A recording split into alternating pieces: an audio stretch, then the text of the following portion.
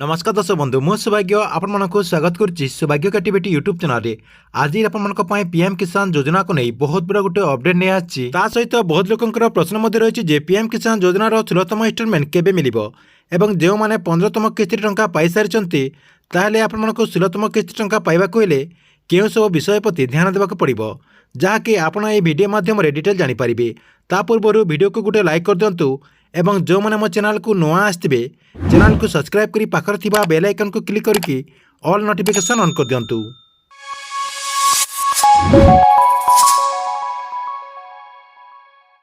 सर्वप्रथम आपण मैंने जानी रखु पीएम किसान योजनार जो 16तम किस्ती टंका आसवाक अच्छी यही 16तम किस्ती टंका को नहीं सोशल मीडिया जो एक्स रही से social media X ray PM किसान योजनार जो हैंडल रही से हैंडल देखु एटी आपंकर पीएम किसान योजनार 16तम किस्ती टंका को नहीं आलोचना जहाँकि आपण गोटे वीडियो गवर्नमेंट तरफ पोस्ट कर जहाँकि पीएम किसान योजना को नहीं ये बहुत किसी चर्चा कर जहाँकि आपण वीडियोटी को देखिक जानीपारे जहाँकि वीडियोटी बहुत लंबा रही से आपण को देखई पारुनी देखो तथा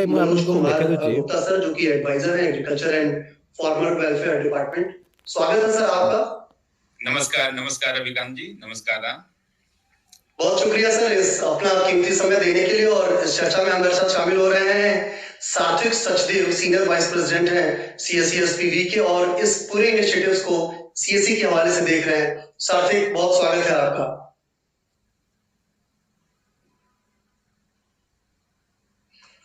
थैंक यू सो मच।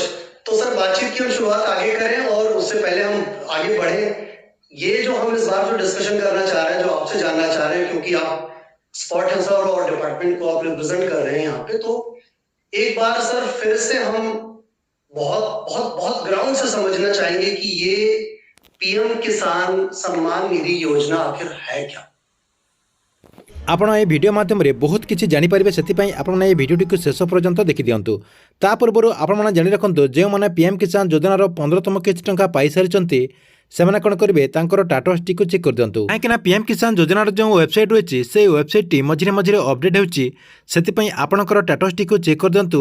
आपणकर स्टाटस जदि ठीक ठाक रही आपणकर KYC ठीक अच्छी आपणकर लैंड सीडिंग ठीक अच्छी आपणकर आधार सीडिंग जदि सबकि ठीक ठाक रही आपणकर 3टा जदि ग्रीन टिक होती आपने पीएम किसान योजनार 16तम किस्ती टंका पाइपारे। जदि आपणकर गोटे जदि से भितर जदि आपणकर भूल हो जाए कि नो शो करुच्ची ताहले आपने पीएम किसान योजनार परवर्ती किस्ती टंका पाइपारे नहीं। ता सहित आउ गोटे कथा आपण जानी रखु पीएम किसान योजनार जो 16तम किस्ती टंका आसवाक अच्छी यही 16तम किस्ती टंका आपण फेब्रुआरी 27 रु 28 तारिख मध्य आसबार संभावना रही जहाँकि यहाँ मीडिया सूत्र जमापड़ी ऑफिशियली किसी सरकार तरफ घोषणा कराए जिते बेले भी ऑफिशियली सरकार तरफ घोषणा कर चैनल माध्यम प्रथम देखिपारे। ता सहित आउ गोटे कथा आपण जानी रखु पीएम किसान योजनार जदि आपने नुआ आवेदन कर आपण मैंने पीएम किसान योजनार जो नुआ लिस्ट रही से नुआ लिस्टा आपने चेक कर दिंतु कहीं आपण जदि ना से रही आपने पीएम किसान योजना टंका पाइपारे। जदि आपणकर ना से लिस्ट नहीं ताले आपण मैंने पीएम किसान योजना टंका पाइपारे नहीं। ताहले आपण से लिस्ट को चेक करने को हेले सर्वप्रथम आपण कौन करेंगे आपण मोबाइल किंबा कंप्यूटर जेकोसी गोटे ब्राउजर टी ओपन करदे। ओपन करदेला से आपने ऊपर जो सर्च बार रही से आपने सर्च करदे पीएम किसान लिखिकी सर्च करदेला देखंतु एमती गोटे पेज आपणकर ओपन हो जहाँकि ऊपर ऊपर पीएम किसान लिखाई से आपने क्लिक करदे। से क्लिक करदेला पीएम किसान योजनार जो गवर्नमेंट वेबसाइट रही से वेबसाइट देखंतु आपण सामने एमती ओपन हो जहाँकि आपण मानक मुझे वीडियो डिस्क्रिप्शन लिंक दे देछि से आपने क्लिक करके यही होम पेज टी को आसीपारे। देखंतु यही पेज टी को आसीगला आपण सामने एमती बहुत सारा ऑप्शन ये शो कर आपण कौन करेंगे देखो साइड्रे आपणकर बेनिफिशियरी लिस्ट लिखाई ये आपणकर बेनिफिशियरी लिस्ट रही से आपने क्लिक करदे।